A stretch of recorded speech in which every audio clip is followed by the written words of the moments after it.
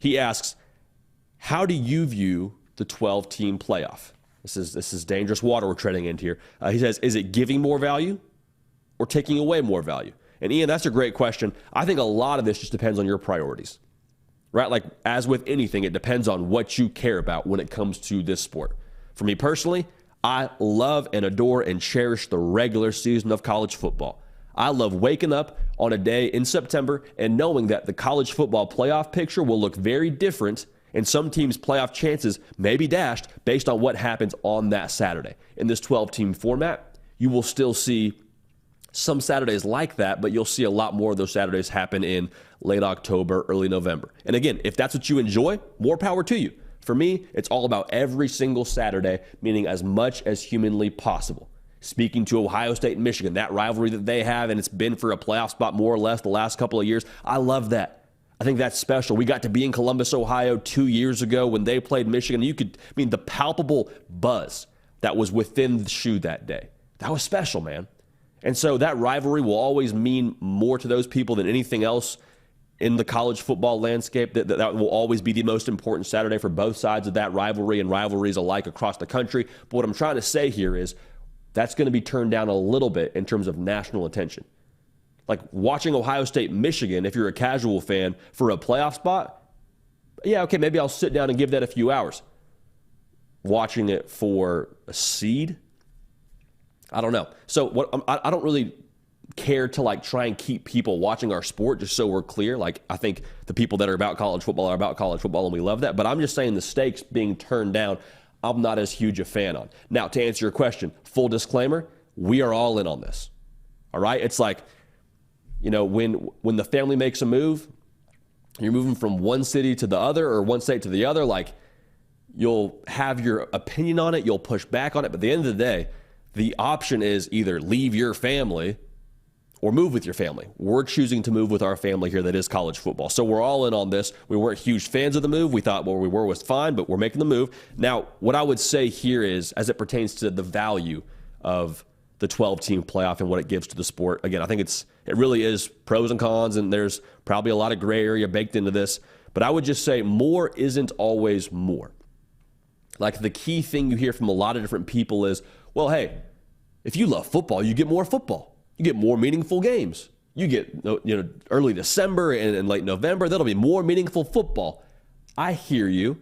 And yes, those will be phenomenal, and absolutely 110% we will watch. Heck, I'll be transparent. It's going to be great for business. It's going to be great for this channel. I promise you. But at the exact same time, more isn't always more. Would you be excited if I told you the Super Bowl is going from one game to a 7-game series? You'd say that's ridiculous. Why? Because the Super Bowl is a mega event, and we love tuning in knowing that 4 quarters going to determine the champion. If I said it was a 7-game series, you'd say, well, it's a little bit strange. I don't know if I love that. Why? We get more football. You get more of a good thing. More isn't always more when it comes to this landscape. I would also say this, though. The playoff will be incredible. As much as I'm saying more isn't always more, I 100% see folks that say, well, it's going to be exciting. It's going to be a lot of fun. You're going to see more matchups. I do see all the benefits. I promise you. I am not at this point in time trying to push back and tell you that we shouldn't have, the 12-team playoff and we're leaving the sport because of it. No, of course not. It's going to make for some incredible matchups. And I think when I look at one of the key benefits here of the 12-team playoff, can we just all kind of be real here for a second? TCU should have never been in the national championship game against Georgia. And that's not to say they didn't earn their way there.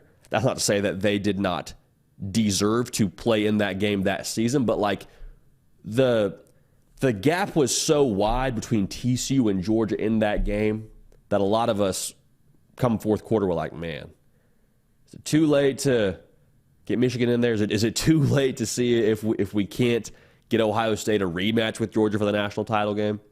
Why?